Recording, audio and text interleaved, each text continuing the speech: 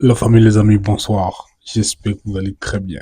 Avant de commencer cette vidéo, je tiens à vous adresser mes meilleurs vœux pour cette année 2025. Que cette nouvelle année 2025 soit synonyme de santé, de bonheur, de réussite et de moments inoubliables, positivement bien entendu, pour chacun d'entre vous tous. Merci pour votre soutien et votre fidélité. Vraiment, merci beaucoup les gars. Ça fait vraiment plaisir. Vous n'êtes pas nombreux, vous êtes 2, 3, 4, vous comptez au bout des doigts, mais vraiment merci énormément pour le soutien et pour la fidélité. Vous êtes principalement, comment je vais dire, la raison pour laquelle cette aventure ne cesse de grandir. Tout doucement, tout doucement. Et ça fait vraiment un kiff. En tout cas, personnellement, ça me fait un kiff de toujours me mettre là et de faire des vidéos, sachant qu'il y a 2, 3 personnes qui vont quand même regarder la vidéo, qui vont kiffer et liker. Vraiment, ça fait plaisir. Alors, sans plus tarder, on passe au sujet le plus important du jour. Aujourd'hui, on va encore parler moto. Encore une fois, on va parler d'un sujet quand même crucial pour tous ceux qui aiment les bécanes, tous ceux qui aiment les motos, principalement les grosses cylindrées et tout ce qui va avec. Nous allons parler des pannes récurrentes sur les grosses cylindrées.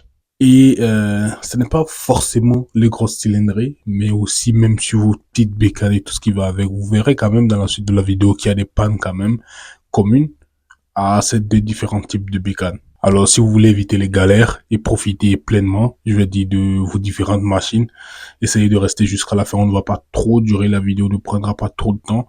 On ira vraiment vif. Alors, cette vidéo, principalement, sera subdivisée en 4 chapitres pour pouvoir quand même permettre à tout le monde, que vous soyez amateur de gros cylindres ou que vous soyez tout juste un nouveau qui vient de tomber sur cette chaîne, de vous retrouver quand même parfaitement. Alors, comme je disais, la vidéo, je l'ai subdivisée en 4 chapitres. Les pannes mécaniques les plus courantes pour le chapitre 1. Ensuite, les problèmes électriques. Ensuite, nous avons les pannes liées à l'essence, à l'admission.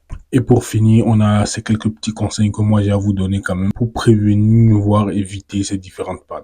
Alors, c'est parti la famille. Chapitre 1, les pannes mécaniques les plus courantes. Vous savez, moi j'ai recensé principalement 3 problèmes. En fonction de mon expérience, 3 problèmes déjà, vers lesquels on peut se pencher ou vers lesquels on peut réfléchir soi-même déjà quand on a des pannes quand même mécaniques. Déjà, on a les problèmes de surchauffe. Ok, pour tout ce qui est gros cylindrée, très souvent on a les problèmes de surchauffe. La cause, c'est principalement les mauvais entretiens, ok, du système de refroidissement pour la majorité. Il y en a qui sont faites comme ça et qui surchauffent quand même énormément, qui ont été conçues comme ça vu la puissance qu'elles dégagent et tout ce qui va avec. Mais de base, on a les mauvais entretiens du système de refroidissement, comme tout ce qu'on a comme radiateur obstrué, fuite de liquide de refroidissement ou ventilateur défectueux. Tout cela fait partie des mauvais entretiens.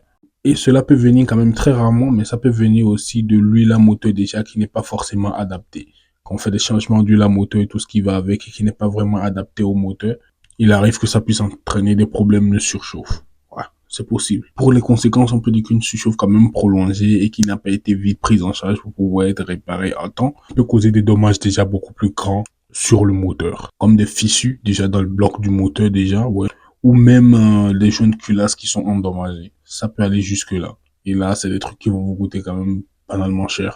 Alors, c'est mieux de contrôler déjà régulièrement le niveau du liquide de refroidissement, de vérifier déjà à vue d'œil pour commencer déjà l'état du radiateur et faire inspecter la ventilation si nécessaire. Quand vous sentez qu'il y a un petit truc qui ne va pas, n'hésitez pas quand même à faire inspecter la bécane et à faire inspecter quand même tout ce qu'on a comme système de refroidissement de la moto quand vous sentez qu'il y a un petit truc qui ne fonctionne pas. C'est très important.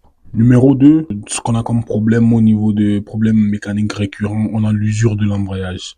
Ça, c'est des trucs récurrents, c'est des trucs qui arrivent très souvent. Ok, pour ceux qui s'y connaissent, vous savez exactement de quoi je suis en train de parler. Pour cause, on a tout ce qui est conduite sur régime. On a l'utilisation abusive de l'embrayage et ça, on ne peut pas refuser. Par exemple, une autre circulation ici, en permanence, tu utilises très souvent l'embrayage. Je sais pas, un certain nombre de kilomètres, faut que tu t'arrêtes. Il y a les feux. Après, même quand c'est dans l'embouteillage, c'est quand même la catarrhe complètement. L'embrayage, tu l'utilises comme pas possible en permanence. Et il y a aussi les matériaux de mauvaise qualité qui peuvent l'entraîner.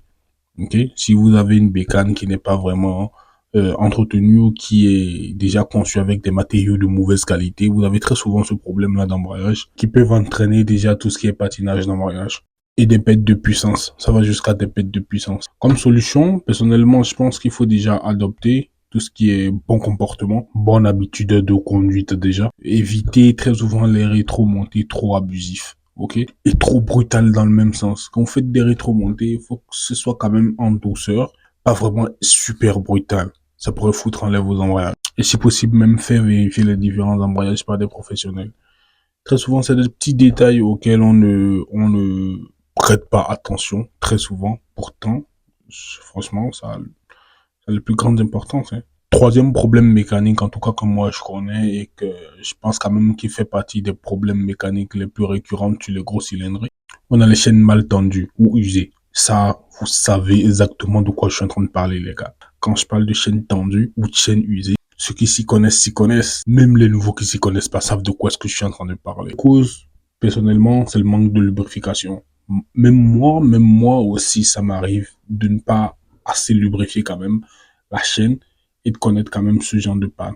On a aussi tout ce qui est tension incorrecte, ok, ou conduite même dans les conditions super difficiles et inappropriées. Et le pire, c'est sans entretien. Donc on conduit dans des situations quand même assez difficiles ou dans des conditions tout simplement, peut-être même météorologiques assez difficiles. Pas forcément météorologiques, hein. Ça peut être environnemental, qui sont quand même super difficiles. Tu conduis, tu passes dans la boue, il y a la pluie, tu passes sous l'eau, ainsi de suite. Tout ça, vous connaissez. Et qu'on ne fait pas vérifier quand même très souvent la chaîne et tout ça. Donc, la chaîne prend beaucoup de poussière, beaucoup de boue et tout ce qui va avec. On ne suit pas l'entretien, on ne fait pas la lubrification convenablement. C'est des problèmes qui arrivent. On a des problèmes de lubrification au niveau de la chaîne.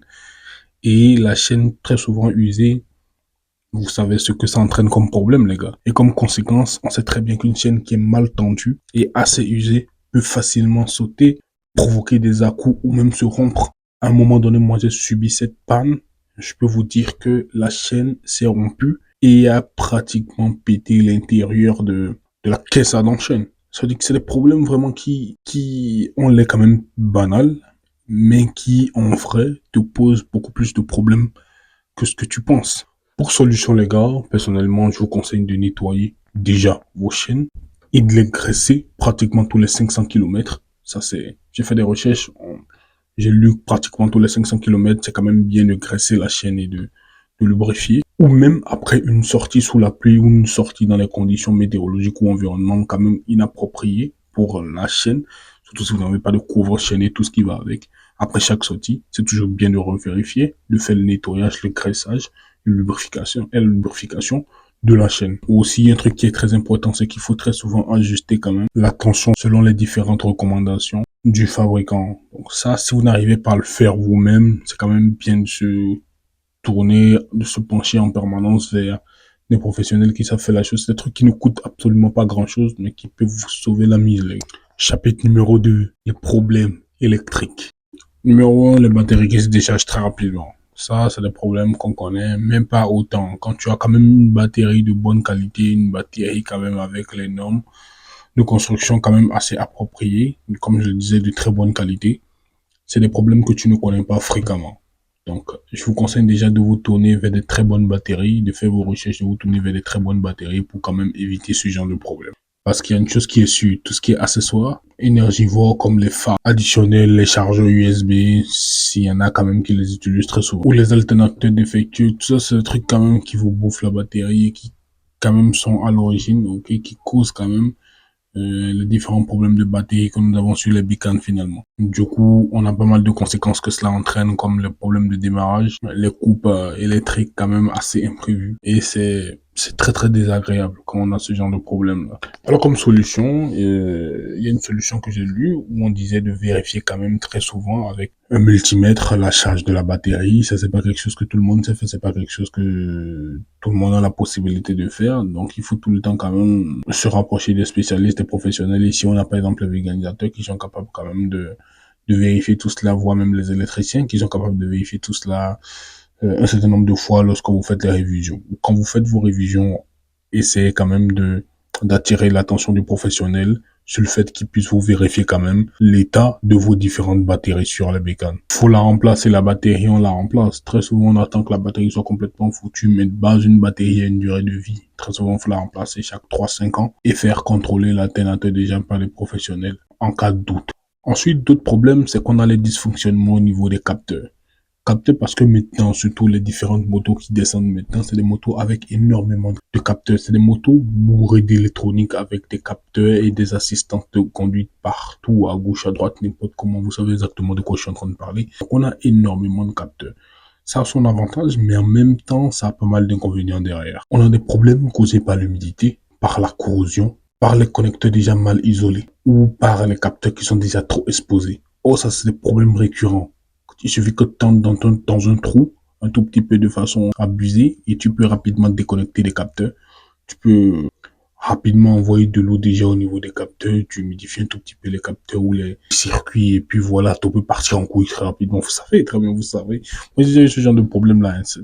Les différents problèmes dont je suis en train de vous parler là, c'est des problèmes que moi j'ai déjà eu personnellement, et après on s'est rendu compte que voilà, c'était ça, c'était ça. Donc, c'est des petits problèmes en mode, je sais exactement de quoi je suis en train de vous parler. Certains ont déjà rencontré aussi ce problème-là parmi vous, d'autres pas. Mais bon, c'est quand même bien de toujours savoir ça pour avoir quand même sa petite idée comme ça, dormir moins bête et voilà quoi, prévenir quand même tout ce qu'on peut avoir comme problème la prochaine fois qu'on monte sur le moto. Parce que quand on a des dysfonctionnements de capteur, ça peut aller vraiment très loin. Il peut avoir des conséquences comme des anomalies ou dans le moteur, ou plutôt dans la gestion du moteur, comme des ratés ou même un affichage incorrect au tableau de bord. Comme solution déjà, on peut parler du nettoyage en permanence des différentes connectiques. Appliquer tout ce qu'on a comme spray anti-rouille pour éviter quand même la corrosion. Ok, et remplacer très souvent ce qu'on a comme capteur endommagé. Vous savez ici, il y a des capteurs endommagés qui peuvent provoquer la défaillance de notre capteur. Par contre ici, on s'en fout. On a les capteurs au niveau du kilométrage qui ne fonctionnent plus pour certaines motos. Voilà, on s'est dit, ok, il n'y a pas de souci, on peut laisser tomber, rouler comme ça. Ou au niveau du capteur de la jauge d'essence ou des trucs comme ça, et puis on s'en bat les couilles, on peut laisser tomber, ainsi de suite. Bon, c'est des trucs quand même qu'il ne faut pas faire. Là, je suis en train de parler des bécanes beaucoup plus petites, parce que les grandes motos, en tout cas pour la majorité qui ont de l'argent pour pouvoir se prendre les grosses cylindrées, ils arrivent quand même à faire attention et à assurer quand même le suivi de leurs bécanes. Ceux qui ont les petites motos, très souvent, on assiste à ce genre de problème où il y a certains capteurs qui ne fonctionnent pas et on s'en fout. Faut éviter ça, les gars. Faut éviter, c'est pas du tout un bon comportement, ça. Chapitre 3, on a les pannes liées à l'essence et à l'admission. De quoi est-ce que je suis en train de parler? Numéro 1, on a les problèmes d'injection. Pour cause, on a les injecteurs encrassés par tout ce qu'on a comme impureté dans le carburant ou un entretien déjà insuffisant du système d'injection. Et tout cela entraîne quand même pas mal de petits problèmes, ok? Comme des problèmes au niveau du démarrage, des difficultés à démarrer, ok? On a la perte de puissance. Quand on conduit, on a la perte de puissance qu'on sent réellement et qui est super désagréable. Et on a jusqu'à la consommation accrue de carburant. Ça, c'est vraiment très très dégueulasse. Alors, il faut utiliser des additifs nettoyants pour les injecteurs. Tous les 5000 km, tu penses, autour de ça, dépendamment de la bécane aussi, sinon tous les 5000 km utilisés quand même. Et il faut éviter en permanence de rouler sur les réserves. Ça, c'est un problème pour limiter au maximum l'aspiration des dépôts. Parce qu'en bas, quand on prend de l'essence et tout ça, il y a tout le temps des dépôts en bas. Et quand on se retrouve à rouler sur la réserve, il y a l'aspiration de tout ce qui est dépôt qui peut provoquer quand même des problèmes d'injection très très facilement. Ça, c'est un truc à éviter. Numéro 2, filtre à air obstrué, causé par l'accumulation de poussière et de débris dans le filtre. Surtout en conduisant sur les routes poussiéreuses, énormément poussiéreuses ou même en milieu rural. Ça, vous savez de quoi je suis en train de parler. Du coup, on a la réduction de flux, on a les pertes de performance et on a la surconsommation d'essence. Moins agréable. Solution, il faut utiliser tout ce qu'on appelle des souffleurs, ok? Il faut nettoyer en permanence le filtre avec un souffleur et remplacer le filtre tous les 10 000 km. Ou selon les recommandations du constructeur, parce que ça dépend finalement, ça dépend des différents constructeurs. Chapitre 4, on va parler des différents conseils. Je sais que par chapitre, je vous ai déjà parlé un tout petit peu des différents conseils de ce que moi je propose, mais j'ai fait des petites recherches et il y a des différents conseils que j'ai eu à trouver que j'aimerais quand même partager avec vous.